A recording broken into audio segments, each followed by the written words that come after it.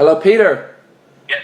Hello, good morning. This is editor Bill Hernandez with rockbandreviews.com in Fort Lauderdale. How are you this morning? How are you, Bill? Wonderful. Is this a good time? That's perfect. Well, I'd just first like to thank you very much for your time and consideration in doing a quick phoner in advance of your performance this Friday at the Pompano Beach Amphitheater. We're really looking forward to this show. Looking forward to it too, man. I've been an entertainment journalist for 23 years and have covered hundreds of bands and seen hundreds of concerts, but I have never seen a player concert, and I'm a very big fan and very excited for this show. Well, this is actually just off the record here. This is not the whole player band. We've kind of been touring all summer with Ambrosia and some of the gigs with Little River Band and other bands, from the 70s. And it's literally just myself and Ron Moss, the two originals, and we perform within Ambrosia's show. We do like 4 songs within the show. So it's not exactly like coming and seeing a whole player band, which is here in LA, Sure. Well, I'm really looking forward to it, and I don't want to take up a lot. You get to hear the hits, so it's okay. Absolutely, and you're the original singer. What more could you want? I think I might be the only original singer. Well, don't quote me on that. The only one on that joke. But there you go.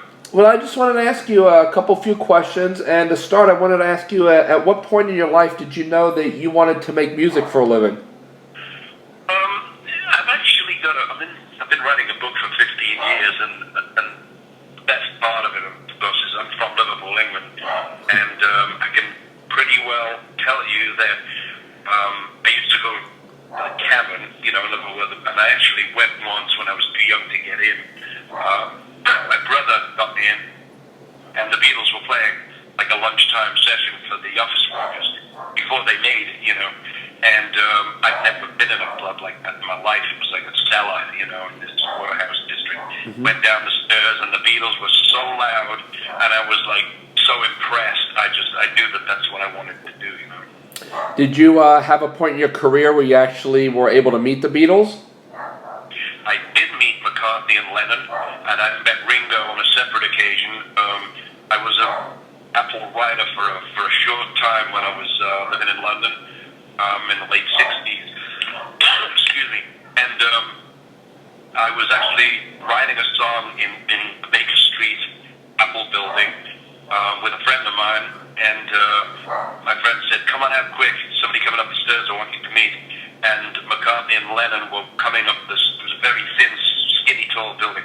They're coming up the stairs, and McCartney had the pinstripe suit and the beard, and Lennon had the white suit and the beard, and I think they had just shot the Abbey Road album cover, Oh, my. And I shook hands with them. Of course, in those days we didn't carry around cameras in our pockets. Sure. But it would have made a great picture for my book. Absolutely. And I asked them what they were doing there, and they said, "We're going up to see this writer we've just signed. He's recording up on the top floor. His name is James Taylor." Wow. Yeah. Now, aside from the Beatles, who were some of the bands or artists that you were listening to at the time that may have helped shape your musical style? Pretty much everybody. When I was young in the 60s, I pretty much liked everything. It was just like a sponge. But as time went by, I love melody and I love harmonies. So of course, I love all the Liverpool bands, and most bands that had good harmonies. The Hollies. Yes. I love Hall & Oates. They're not particularly a harmony band, but I love the Blue-Eyed Soul style. I like Ambrosia. And I like Coldplay these days. There's anybody with good melodies and good harmonies. That's my style of music. The Eagles. There you go. Love the Eagles. Now, as a guitar player, are you self-taught? I am self-taught. That's why I'm not very good. I tell you what, whenever I listen to Baby Come Back, I was born in 1970, so of course here I am, 7, 8 years old. Baby Come Back comes out, and here I am, 45 years old now, and it's amazing what music does. You hear the first bars of a song, and it's like a time machine. It takes you to a certain time or place in your life, and it takes me to a really good place. It actually takes me to Santa Monica Beach where I used to live as a kid, you know. Did you really? Oh, absolutely. You know, the pier and everything, basically lived on the pier every weekend, you know. We were always at the beach. And talking about, you know, you're saying you're not a good guitar player, but I tell you what, the solo in Baby Come Back is amazing. Amazing. Well, that's the first solo I actually ever played. No kidding. I was a bass player until then, you know that, right? Oh, no. Of all the bands I was in England, I was like, my band in England, Paladin, I was the bass player for years, you know. And then I got this gig to come over to LA, and somebody handed me a guitar and said, "You're the lead guitarist now," you know. You're kidding. Oh, you're fantastic. And that was my first real solo.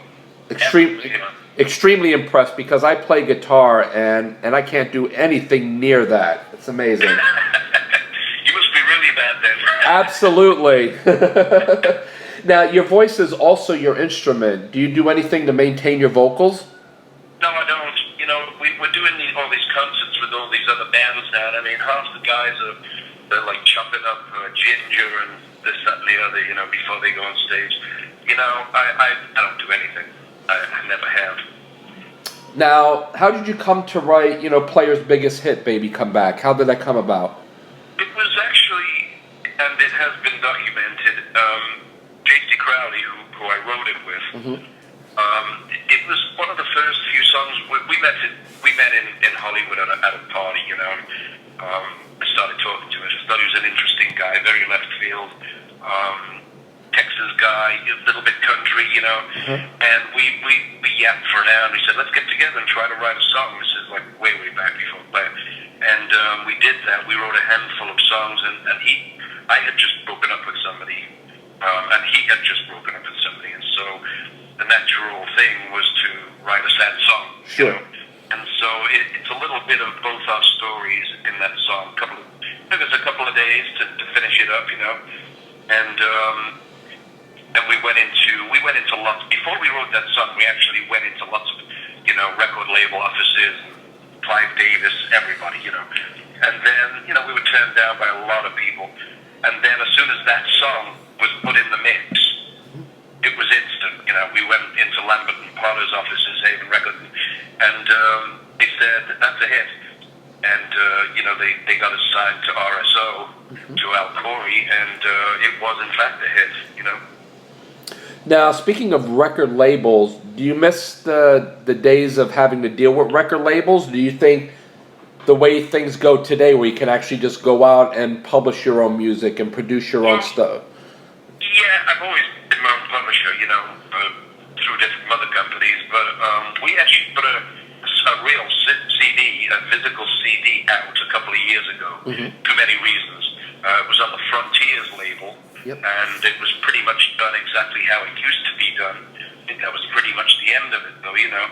And Frontiers Records they sign all the bands from the 70s and the 80s and stuff, and it's become that kind of classic record label, you know. They sign classic acts.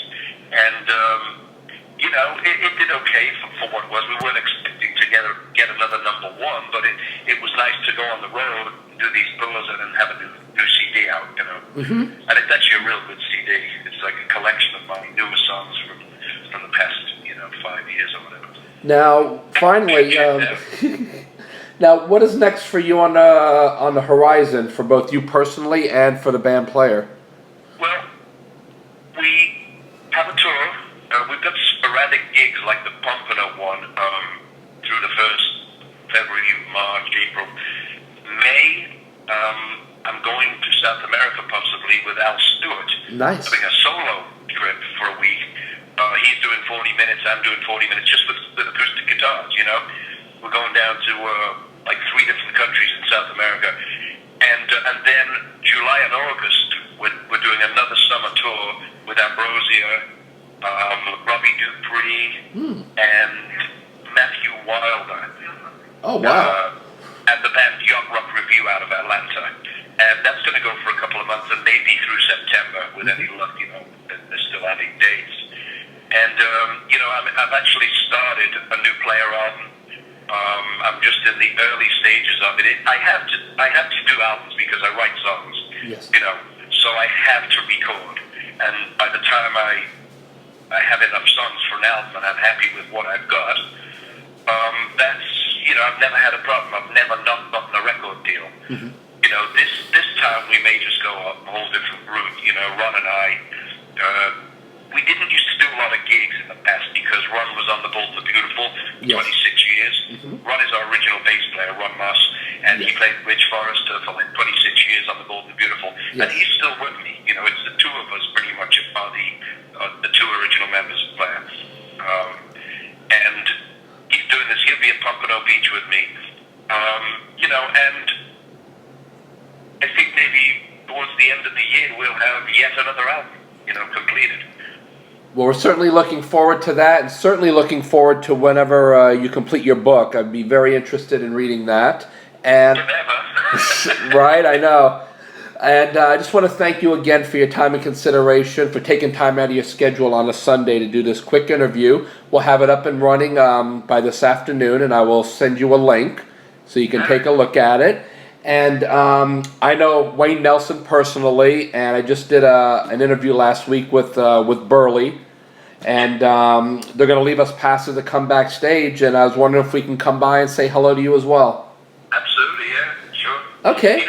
You know that I was in Little Riverbend for 9 years too, right? Yeah, I just heard that recently. That's amazing. It's kind of weird, It's like the two of my bands on this show. Exactly. It's gonna be such a blast, and the amphitheater is probably one of the best venues here in South Florida. So I've heard it's great, yeah. the acoustics are great, and we also do a lot of work with the Miami Dolphins Foundation, and we're actually donating tomorrow a guitar signed by Melissa Etheridge for their foundation. I'm wondering if I buy a guitar and bring it, if all you guys would sign it so that we can donate it to them. I'm sure that everybody would be happy to do that for a good cause, the LRB guys, Ambrosia, everybody will be happy to do it. Yeah, Wayne and the guys always do that for us, so that would be great, and I look forward to seeing you guys finally, after so many years, to see you guys in person and to meet you, and it's an honor and a pleasure. But you'll hear a lot of hits, that's one thing I can promise you. Awesome, sounds great. I look forward to it, Peter. All right, Billy, we'll see you there. Thanks again. Safe travels to you. Thank you, mate. Take care. Bye-bye. Bye, buddy.